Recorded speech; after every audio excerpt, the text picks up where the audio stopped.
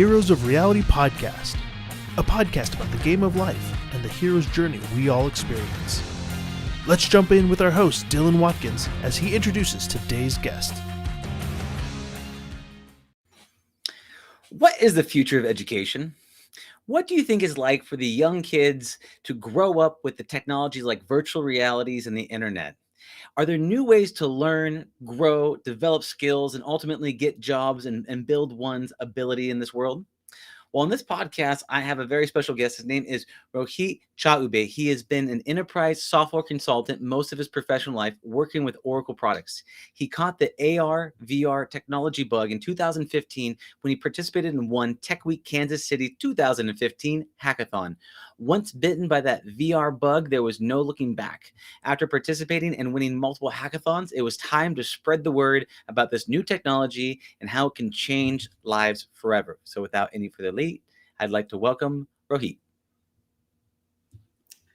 Hey, I'm excited to talk to you about one of my deep passions, something that I've been doing since 2014. I've been teaching virtual reality hackathons. And so I am super excited to talk to you about all things hackathons and what that means for the K through 12 educational system.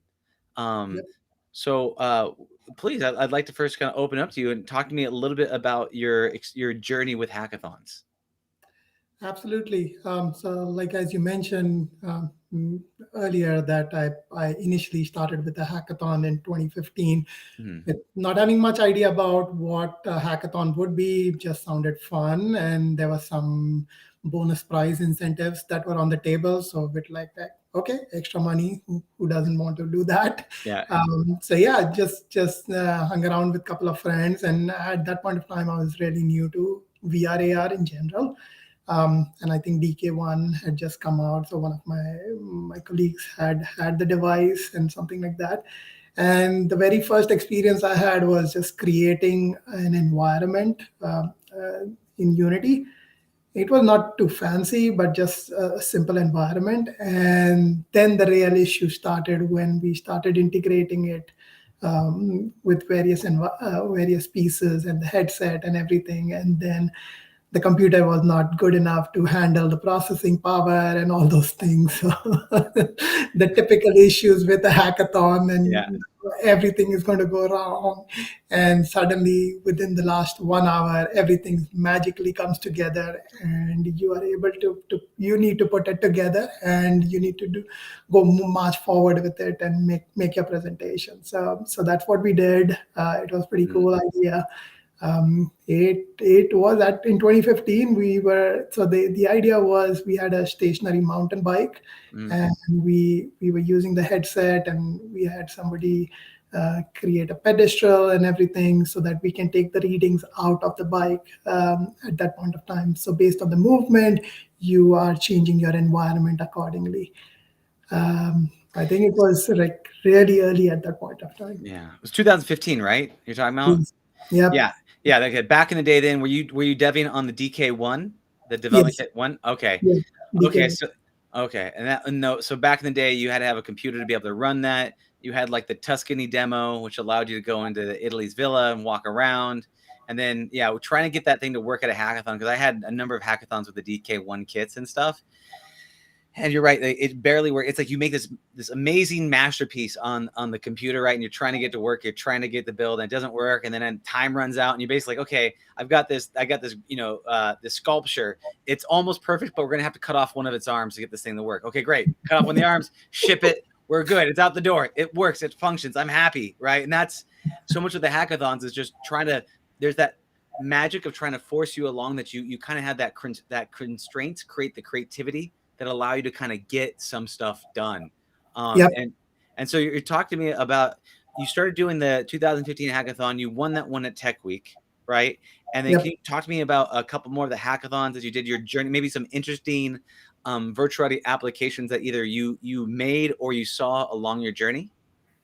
Absolutely. So the one in 2015, that was pretty open. Nobody was doing virtual reality. There were a lot of mobile apps related presentations, or teams were building out applications. But we did a very innovative a VR app, which was very new and similar to what you mentioned about. So the environment was like, because you have this is a mountain bike, so we had all these mountains and everything, and at the end we just had a flat land, and you ride your bike through it. So just to make things easy and simple.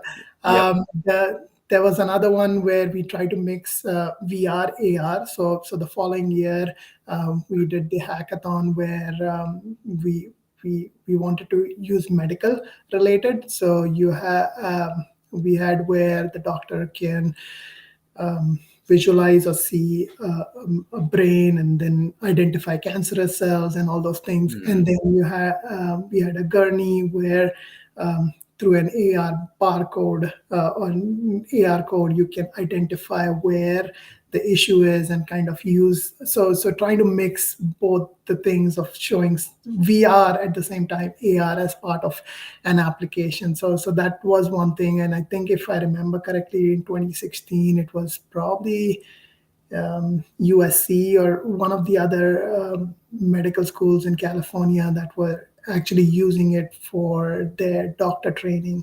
Was that were you at the USC hackathon when you did that? No, that was our reference. That's got it. And we are like, okay, this is being used, so we should probably create it. We just expanded out to not just doing that training piece, but also the AR element to it. So kind of creating a mixed reality application for the hackathon. So that's what we did. Got it. Another fun one was, so this one was in St. Louis. It was pretty big. I think there were $1 million on the table. Wow. It was huge. And that was our biggest attraction. It's like, oh, the $1 million, that is awesome. We can do this. It was regarding homelessness. And so we had all these fun ideas related with homelessness and how we can have these VR, AR kits being stationed maybe at some of the public places where a homeless person can come and learn and all that stuff from a training side of things. So that was a big picture. But when we went to location, they read out the problem statement more in detail, and they had partnered with some of the homeless shelter now in St. Louis, and the requirement of what they were looking for was more related with either operation side of things or bed allocation and those kind of things. So very web or smartphone application kind of. Yeah, they're more looking for like a web, like a 3JS web version of the thing that allows you to be. Some people confuse the term when they say virtual reality. And right now with the whole metaverse craze, there's two metaverses. Well, there's multiple metaverses, but one is the virtual reality. I'm inside VR. I have a headset on, virtual reality. And then there's the crypto people who has mostly web platforms that you can walk around with, like sim style on your PC, that you can then buy and sell stuff, which is another version of what they call the metaverse. So sometimes it's confusing when you go to sign up for a hackathon, and some people are thinking web portal application, no headset, and some people are thinking only VR. It can be, it's a little confusing for that communication. One thing I did notice though, and talk to me a bit about this, some of the things that you're talking about, right? So you had health and fitness, right? Biking, right? Which I can totally see. I was going to make all these mountains and crazy paths and obstacles and choose your own adventure and multiplayer, and it'd be amazing. Flat road, 100-yard dash. That's what we're doing. Like that's, I know that pattern. I've seen that pattern, and I approve of that pattern, and it's fantastic. So, but you're talking about first the exercise, then the next one was medical, right? A medical device. I love it also cross technology, augmented reality for data overlays, and you can get contextual data, that stuff. VR for the immersive learning. There's a lot of great stuff you can do there. The crossover, and then you shift it over again to homeless. And where you thought you were going to go in with VR, but you got bamboozled with the web app. So I get it. But if there's a pattern of this kind of transformational kind of technology piece where it's health and fitness, medical, homelessness, which is social impact. Do you talk to me a little bit about this? Is that an intentional trend of signing up for Hacks for Good, also involving immersive technology, or where does that come from? So I think, like as I said, I mean, it was more started off as a fun thing to Mhm. do, and then it was the group. Since if you start winning, you're like, oh, this is fun. This should be you should do more of this kind of a deal. So that's that. Those were some of the incentives, but there were a couple of ideas which we would either think beforehand before going to the hackathon. So every time we had these planning sessions where we would think about these ideas beforehand, and sometimes it worked, and sometimes you just get blah, bam. It is nowhere close to related to Yeah. what they are looking for. So either you just walk out of that place, or you stick around and just do your presentation till the end. So yeah, I mean, it was fun, Mhm. and as long as I did it. But I think the bigger fun started happening when we actually started organizing these Mhm. and getting the students, generally high school and middle school students, to actually build out and get a taste of hackathon, and just that fun piece of it. When did you start doing your own hackathons? 2017, fall of 2017 is when we actually started. So yeah, I mean, it was like, I think the St. Louis one was a big bummer. So that kind of like, maybe we should not do it anymore. And even before that, I had been associated with education. Mhm. I don't know if you're familiar with Junior Achievement. They No. are I mean, it's at least over here, and I'm in the Midwest and maybe in other places also. So Junior Achievement and organization, I think they're based out in Colorado. And what they do is they bring in professionals to teach real world skills to school students. These sessions can range from 4 to 8 weeks, once a week kind of a deal. Students have it fun because there is somebody else coming into the classroom other than the teacher. And then you get to share something from a real world perspective. So I done few of these uh, related with personal finance, entrepreneurship. I mean, not a huge difficult topic, but it was fun to do Mhm. it because, like, I think one of the entrepreneur one was that the group of students had to create their own business. So Mm. students come up with an idea, then they have to elect a CEO and the executive team, and then they have to, in the next couple of weeks, they need to build up on that idea.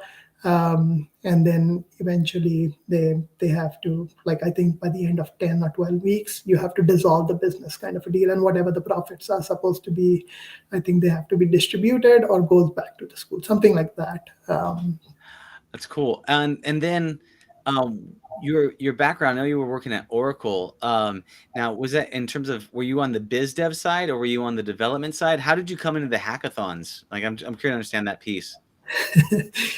So yeah, I mean, I've been working with Oracle products. Hmm. Even now, I work with Oracle products, ERP side of things, where you Hmm. are implementing for big customers, either related with data collection or some of the backend work, whether it's DBA related or creating applications using whatever the toolkit is. I primarily work around the supply chain modules, Hmm. inventory, purchasing, all those things, fun stuff. That's what I work on. I got um, but the hackathon piece was just as I said, it was an accident. yeah. Tech Week was really new in Kansas City. I think it was the first year it was being hosted. The organization that I was working at, they were one of the sponsors, and they were looking to kind of like showcase their software talent and all that stuff. So they had an incentive of, like, I think there was five grand on the table that were prizes, and they were like, we will match it up if you get the top prize. So we're like, wow. So Yeah, what better, right? let's let's go, guys. Let's go. But and there's something super fun about that, especially if you're in the development space of, you have a job to do, right? And there's generally, you go in and out, you got to work on that job over and over and over again. But coming to a hackathon, it's like you're free to go play again. It's a throwaway. It's something that you can kind of get into. You can try something that you've been itching to build, or something that you think is fun or could add value.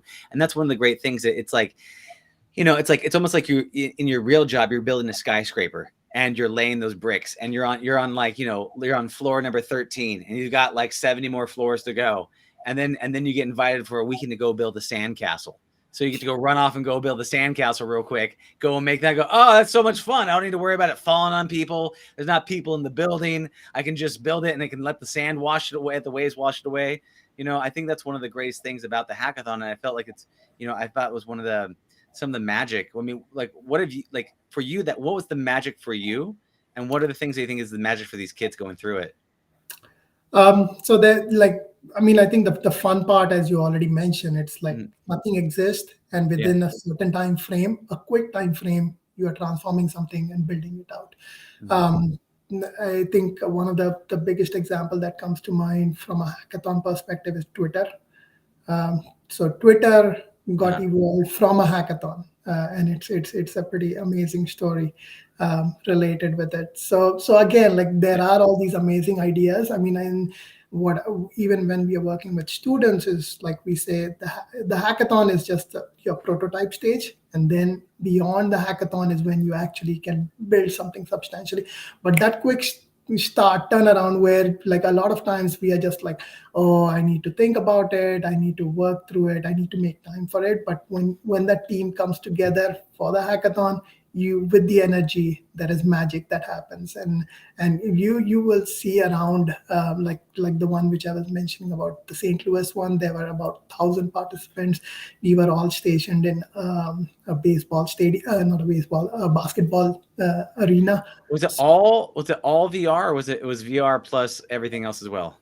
It was everything else. We were thinking about from a VR perspective, but like from a hackathon side, and they had it at 3 tiers. So they had a high school level, a college level, and a professional level. So that makes sense. Yeah. So it's just a straight hack. Everything could hack everything, and that's what I was wondering, because I've been a part of some of the bigger hackathons in VR. I think we only got up to like 400 and something people. Like, I was like, 1,000 is a massive. The internet bandwidth that you must have in order to have 1,000 people trying to YouTube the solution at the same time is massive. So that's some people that people don't think about when they put those things on. So that's cool, man. That's got to be a really special thing to be a part of. 1,000 people running around and being able to see it and be involved in it. So then you're talking about that. You got started with the junior, what was it called? The junior something program? So junior achievement was prior to 2015. I was already associate from an education perspective, but that was my idea related with education and VR, and trying to combine that and mix in the hackathon element. Yeah, it's those two focal points, right? So you had before the hackathon, you understood that you could educate kids by having real world skills.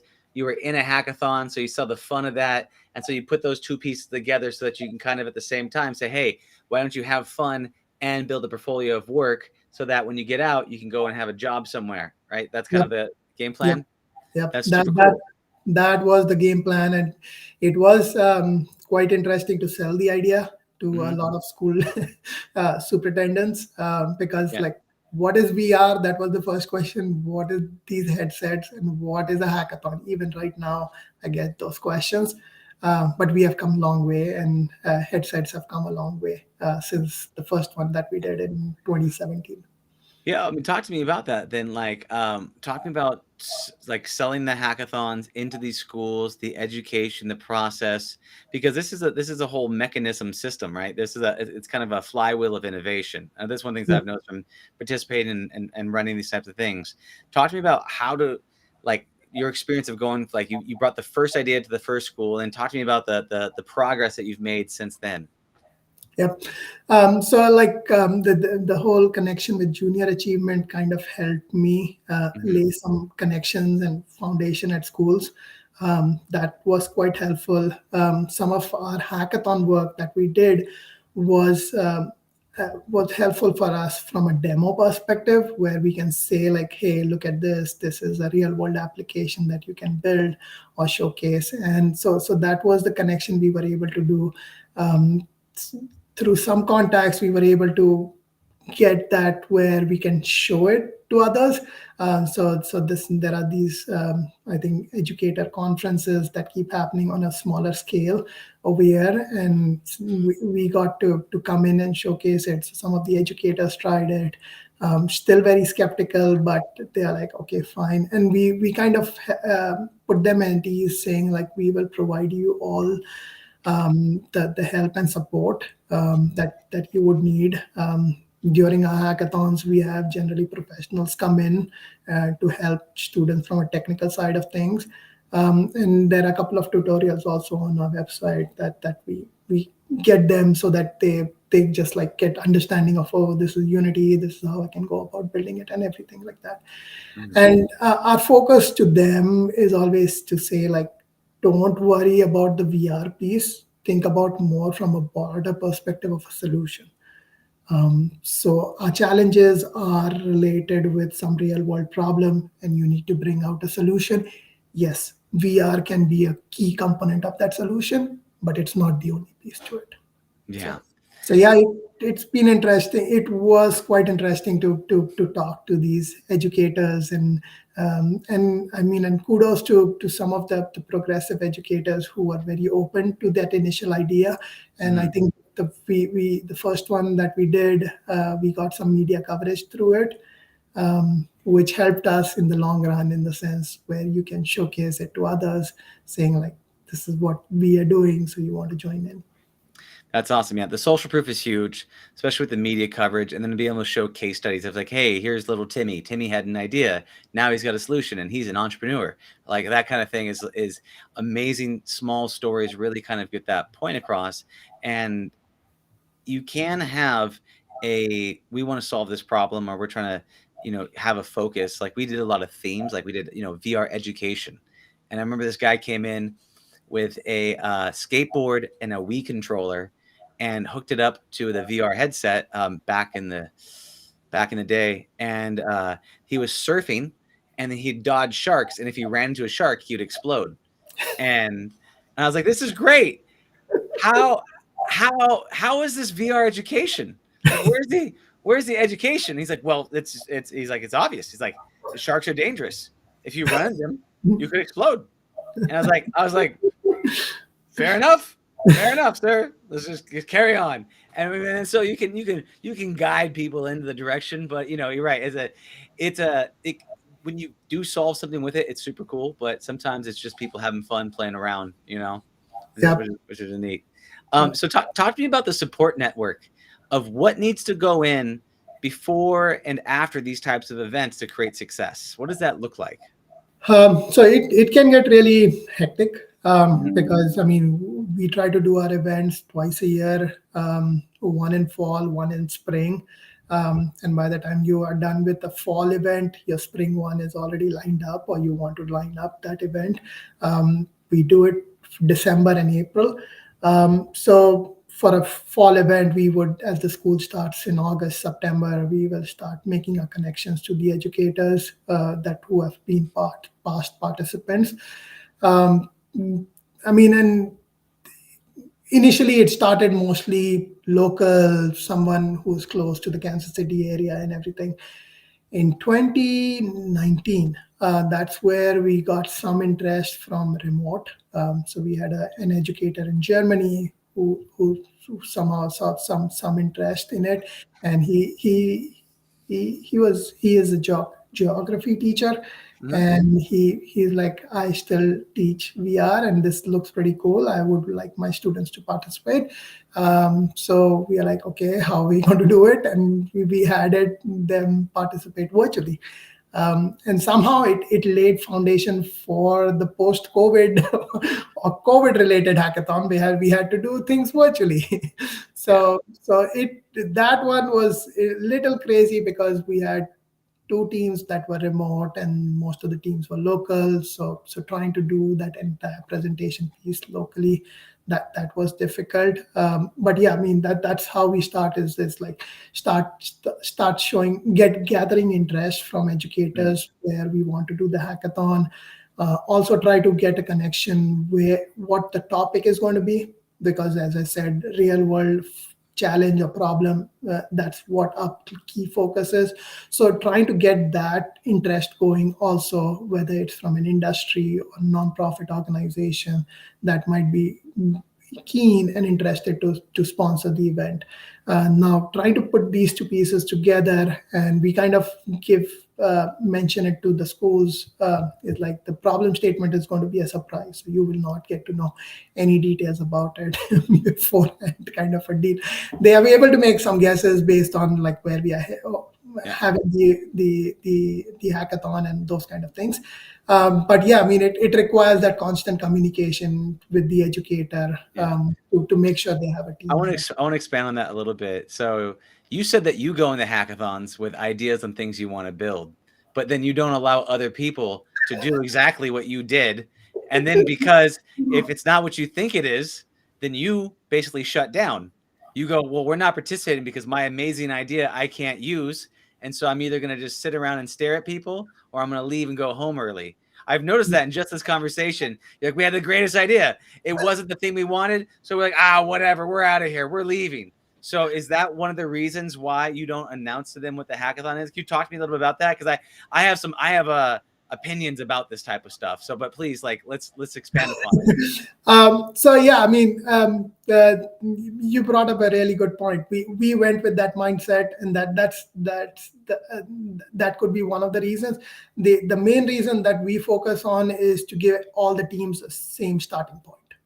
So there is no, like, there might be students or teams that might be better skilled, or maybe have more exposure, or have the devices and stuff like that. So when we give out the problem statement on Friday morning, that's the clear start for everyone. Everybody is starting as a clean slate. I am not getting your audio. What about for teams? What about teams? Do you allow for teams? So yeah, they can form their teams. They can understand. We kind of give them a range of how many team members should be there, those kind of things. We also say that not everybody has to be a developer on the team. You kind of assign roles and stuff like that. Generally our approach so our hackathons are 3 days: Friday, Saturday, Sunday. Friday is ideally mentioned. We ask them that Friday is reserved for just team formations and ideation and those kind of things. Do not focus on any development work on day one. You can start it; nobody's going to stop you.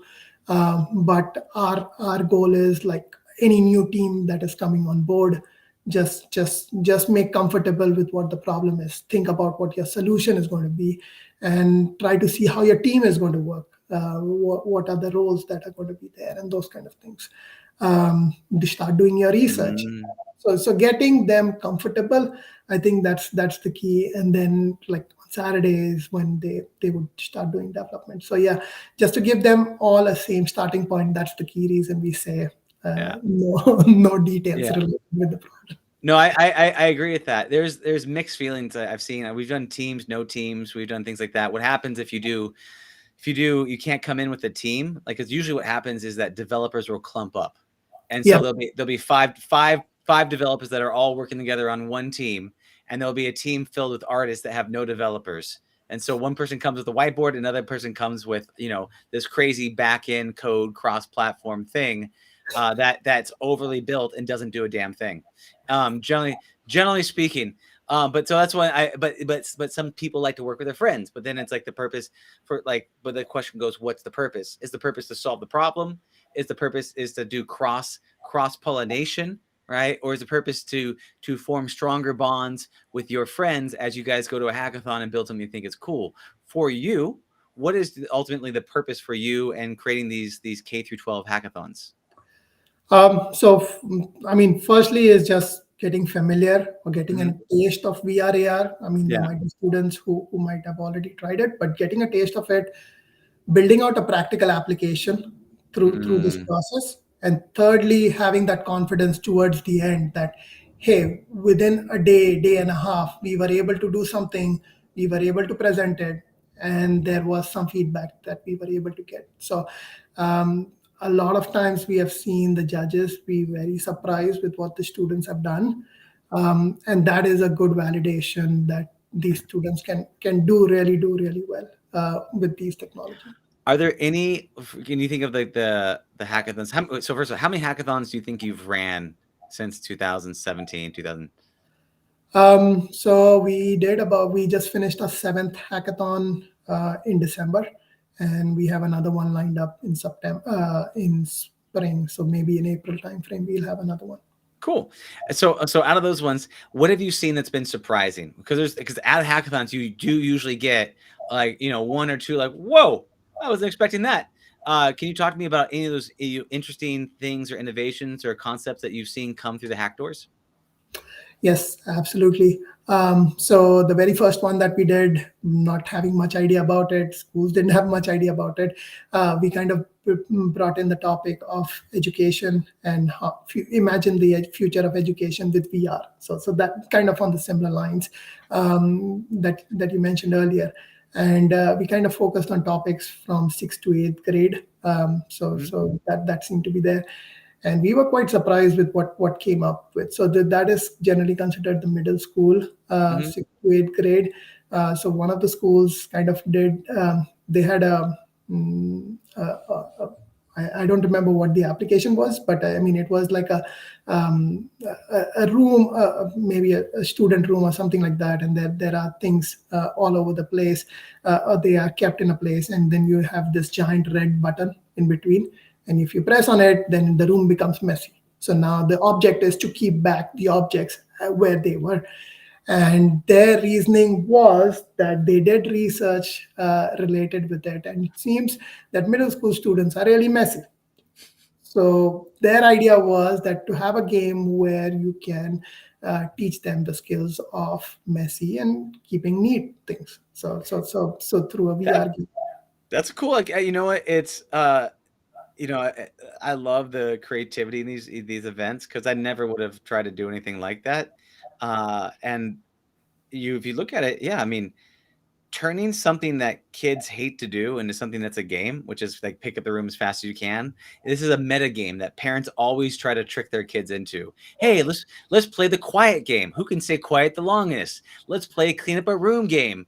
Let's play the take a nap game, right? Those are all games that parents try to get those kids to play. But if you could actually make it fun and then they get in that pattern, that habit, they could then translate that pattern or that habit into the real world. So I could see it as being an immense benefit.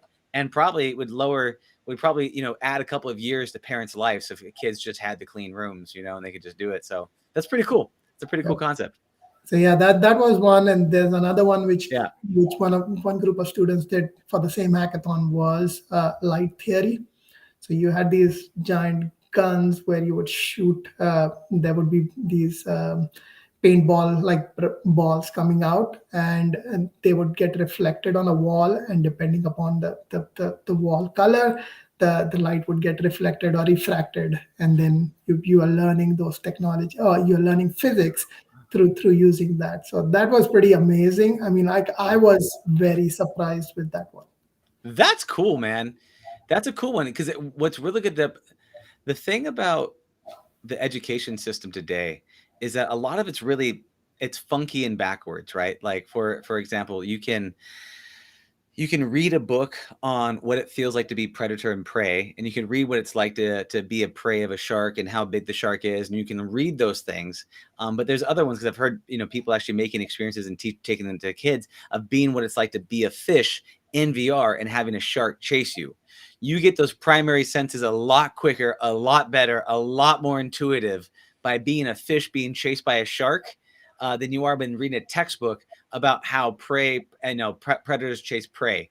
And so you're talking about this intuitive sense of learning through the experience of how physics interacts in an environment is probably one of the best use cases for educating people in VR, which I think is super cool. Yep. Yeah. No, absolutely. So that was one pretty amazing. Another one which, so as I said, I mean, our different hackathons are based on certain themes. Yeah. So one of the themes that we did was in relation with the construction industry. So within the construction industry, there is an aging population.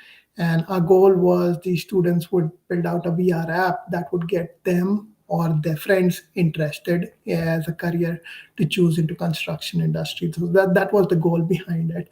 And we had the regular ideas of wrecking ball and those kind of applications. But one of them that they did was safety related. So they had that you have to, like, if you are Yeah. heavy machinery equipment or even something, so you need to follow these safety related tutorials.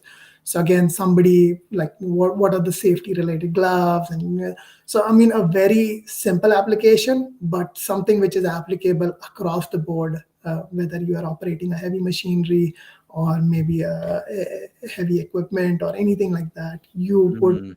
that would be required, right? I Yeah. mean, safety training is required. So again, that was a pretty good one. I guarantee there's some OSHA training VR applications out there. What I'm curious about is what happens when they didn't do the safety thing. Like, was there anything gory and messy and awful if you accidentally, did you Well, I I don't think so. They didn't have that much time to do to. you didn't get like a rod in the eye where you lose an eye and then one of your camera lenses goes out and you can't actually see, you know? And then you got that fake eye thing from like Harry Potter with that dude walking around the teacher thing with the eyeball all wonky. It looks like one of those dolls. No? Okay. Well, here's hoping. So that, but you're right. It's a very practical, tactical use sense, and safety applications makes a lot of sense because I mean some great use cases of VR are things that are rare, risky, dangerous, difficult, expensive. All those things are all really good use cases, and safety in the construction space is a lot of what the VR training is like. If you can show an ROI on it, then it makes a lot of sense to go and build and do and create, and you can easily go back and say, hey, this is how many people. Like I know there was one that was like a training for electrical poles, like the electricians that goes up in electrical poles, right? Which is a great use case for VR, and I guarantee it's already out there. But it's like super dangerous job. You can electrocute and kill yourself. You're trapped in a little play space box, which is perfect for virtual reality. So you can move around that environment and do stuff. You can get fried and die. The company can get sued. So this is why you should pay us money to build your VR application, for the edge cases. So I think that's a really good. I could see that transition from just hackathon concept to actually rolling it out into full product. Yeah. Did you? So you just mentioned that, and Yeah. that's what happened in this particular hackathon. So we were able to showcase it to some of the I think some of the trade associations over here, and they really liked it. And they had an event coming up in like 4 months or so. So they are like, we'll give them some incentives. Can they continue working on the projects? So four of That's the awesome. teams continued working on it, and one of them was related with like climbing a radio tower.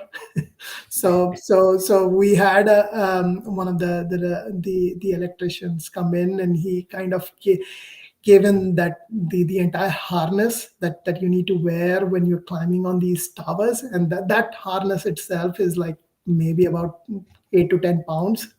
So I mean, that's what the students got the feel of it. Like, it's like you're not wearing just this VR headset, but now you have to wear this harness, and now you want to try climbing it. So it gave that real feel to it, and then that was pretty good to showcase it to all these trade associations that these are the applications that you can build. That's awesome, man. And it's a really good use case. It's a way to have fun, but also provide value. I mean, VR is still at that point where it's fun to play with, right? It's fun to like try things out, and whether you're climbing a tower, or you're flying through the air or cleaning up. Even if it's like if you could make cleaning a messy room fun, there's some magic in that technology. Like I gotta tell you, there's some magic there, which is so cool. And you're right, and creating a path for after the hackathon happens to inspire people to give a damn, to keep going along the path of building things. It's like, well, why continue that the event's over? But if you do show this to trade organizations, or you show this to other groups of people that go, yeah, I think that's great, I'd invest in that, I'd support that, I'd build that, or whatever it might be. I think there's a lot of immense value. Have you do you now, knowing that you've seen that as a pattern, do you now actively look to match up problem statements with industries that then now look that would be serviced by that solution, and then get them in front of the applications that get created? Yes. So yeah, that, like, I mean, our approach for practical real world problems that has been there from our initial hackathon. Mm. But I mean, like as the technology has progressed and more applications have been built, there is pretty much, if you think about an idea, there might be some rudimentary solution from a VR perspective that might be already out there. So, so I mean, it's getting difficult, but at the same time, we have been able to make these connections with some of the things that are already being done around the Mhm. area, and then try to match it up with a good problem statement that we think the students would love. At the same time, the sponsors would enjoy to get those inputs in from the student perspective. So that's awesome. Yeah, I mean, one of the reasons is to continue the project along. Another one is to help them build a portfolio of work so they can get jobs. Right? That's Yes. the other main one, right? So you go, okay, here's this. So do you help them with getting job placements or anything as well? Or what does that look like afterwards? Um, so yeah, I mean, like coming to that, the construction industry one. So Mm, we had like one of the students. He could they continued. They had a HVAC repair it's good. solution for it. Great use case. Good, great use case, exactly. And there was only one student from a developer perspective who continued working on it. And I think like we had the hackathon in fall. He continued working in spring, and also by end of summer, he had something really good that he posted on SideQuest Mhm. for download and stuff. And he was selling it, I think, $9.99 or something like that, Oh, $9. cool. So again, like I mean, that was, we encouraged him, Yeah. and we are still in touch with him. But yeah, that was again a motivation on his part, that we were able to encourage, and the solution seems to work out well. So that was a really good case. But I mean, in the last year and a half, we have tried Mhm. to be in touch with the past students. And like right now, we are looking at doing summer camps. So again, we are trying to get in touch with these students if they want to either run these camp or be a teaching assistant or anything like that. Again, a win-win solution. From a jobs perspective, it is still far off because we work with K-12. There's Mhm. college and everything after that also. But yeah, there are a few cases here and there where students get really hooked up to VR, and they want to jump onto it. Yeah, and that's the thing is, I mostly worked with a lot of colleges, getting like USC, UCI, MIT, things like that, and so those been kind of they're kind of more ready to go, Yeah. and then but taking your idea and building it out and doing it for a company and stuff. I mean, it's a great world experience, and they are developers are getting a lot younger along the way. When you're talking about the development piece and you're talking about creating these applications, do you besides the application itself, do you also add on like business developers and things like that? So in the hackathon, they're actually trying to make a business out of this, or is it primarily build the application, show the application is primarily about the application? So is this a hackathon for the application, or is this the hackathon for the business? So it is for the application. Mhm. The business, the business side of things is like we try to be really upfront from a business perspective. Is like, you cannot expect magic to happen Yeah. in a day and a half. Something you'll get a prototype. Mhm. That's the best you'll get. Mhm. But just think about some of the feedback that you are getting from the students. So like as an example, one of the hackathons that we did, we had a nonprofit organization that was expanding. They had some space bought to them by one of the football players for Kansas City Chiefs, and they were looking at doing a like, I think they were just getting ready to submit their proposal to the city for approvals and stuff like that, whatever they were thinking Mhm. of. So it was a perfect use case because they were trying to expand the space to create like things for after school programs for middle and high school students. So a perfect use scenario where you have this open space. They are thinking about how to use this space, Yep. and we were able to, from the architects, we were able to get the blueprints and kind of create a 3D model to it. Uh-huh. And so we gave like, this is your starting point. This is an open space. Now you imagine how do you want to use the space. Of course, the sponsor gave feedback related with, like, we are thinking about this and that and all that stuff, but students were able to think more, in the sense they were able to think. So it's not what they build, but it's the ideas that was can transform to the from a business perspective. They were able to take in ideas.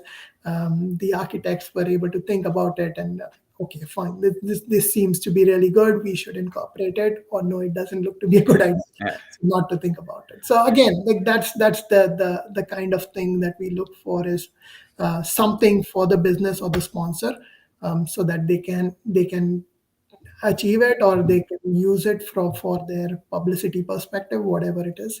uh, Mhm. but something which can be practical for the students to build out the application. Yeah, that makes sense. Yeah. So it's like you can feel if this idea is good. You don't necessarily need a business validator. You can just kind of check it and be like, okay, this seems like this has legs. What, like, for you, for what you're doing with this, with the VRoKCs, what's the holy grail? What's the big vision? What is the, for you, the flag in the top of the sand? Like, so what do you have a certain milestone you're trying to achieve by putting all this together? So yeah, we wanted to do more hackathons like these, pretty much spread it out across the country or across the globe. We were pre-COVID, we were planning for a Europe version of this particular hackathon to be held over there, because a lot of times, I mean, what we have noticed, and you might have seen it too, is from a hackathon perspective, it's the energy that comes when you have people coming together in one space. You can do it remote, nothing wrong with that, but that energy multiplies tenfold or maybe more than that if you have people coming together in one space. So from that perspective, would love to have this across the globe, across the world, wherever we can.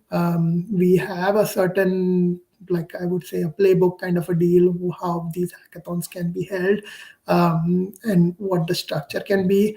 But at the same time, you need to run these things on the ground level, where you have to get schools involved, and things can get really busy and hectic from a school perspective. So those connections need to be there. So there is a lot of work Hmm. that needs to be done at the ground level. And from my side, I mean, personally, I think, like, the VR AR technology is pretty amazing, and I mean, there is lot and tons of practical application right now which we are seeing. But I mean, it's just getting the kids the curiosity, and who knows, there might be the next kid who might be building that $999 app that they are selling. So I mean, you have an entrepreneur at a high school level who's already doing this. I mean, I don't know what the future is, but at least they have done something really substantial at that young age. Love it. Yeah. And it, it makes a sense. I mean, once you feel the magic of watching people build VR at a hackathon, you can get really infectious, where you get super excited of what's possible. It's that constant novelty bump of, oh my God, that's so amazing, right? People that get into VR, we're very much hungry for novelty. What's the next innovation? What's the next thing? What's the next technology? What can I try out? And that's when, like, old school VR, DK1s. Oh my God, this is amazing. Oh, it sucks. Then you get the DK2. Oh my God, 3D tracking. Oh my God, it's incredible. Quest 3, you don't need to completely. So we're on this constant spike of novelty and innovation that gets us, it's really exciting. And so to be able to spread that globally, internationally, across the park, across the pond, we'll say, and be able to sign up a bunch of kids to get passionate and excited about this technology, I think could totally birth so much innovation. It's incredible.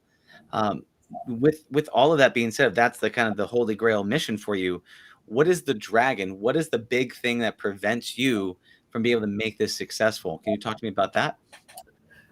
So I mentioned to you that I've been a software developer or an Mhm, enterprise consultant for all my professional career, and mhm. I continue to work on that as a full-time job. And this is something which I've kept it on a side rails. Personally, I am, due to my immigration status, I cannot jump on this completely 100%. So that is another challenge for me, is to if my immigration situation is completely under control, then I can make that transformation and spread this this to other places and get more involved from a VR or even education perspective. So that's my one of my challenge. I have a young family. So I have two boys, 2 and 6. So that is a highly demanding age Yeah. from a perspective. And last 1.5 year, 2 years, I mean, like you don't know which day is work from home and which day is everybody is at home, kind of a deal. So so How's your, it's just that the balancing it out, and I think it's right now. I think I'll just try to keep things going as they are and keep pushing through it. But at the same time, I need to keep that balance on a personal and professional level. mm, has your 6-year-old tried VR yet? What about your 2-year-old? Yes, Yeah, yeah, six. 6 year old has tried it. Yeah, 2-year-old not yet. Not yet, not yet. No. What'd you put the 6-year-old in? So he played the 11, the ping pong, the table tennis game. Yeah, My yeah. question. So he played that. He had fun with it. But yeah, I try to keep it limited for him Yeah. because again, the devices are not meant for that young age. So he's still far off. I had one of my nephews came in during the holidays.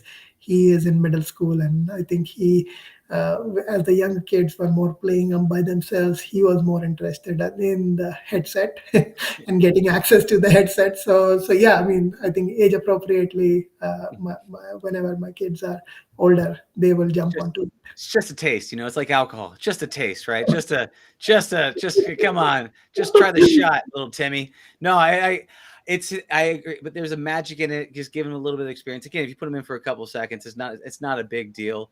And they haven't seen a lot of issues with the eye things. You might want to squeeze the Oculus eyes in a little bit, the IDP, so that you can have a better view for the kid. But I've put little ones in it, and it's funny to see their tiny hands try to wrap around the controllers, and holding on and try to you're like, so it's cool. It's magic. It's a little magic. Just a taste of magic right now till you grow up a bit. But that's awesome, brother.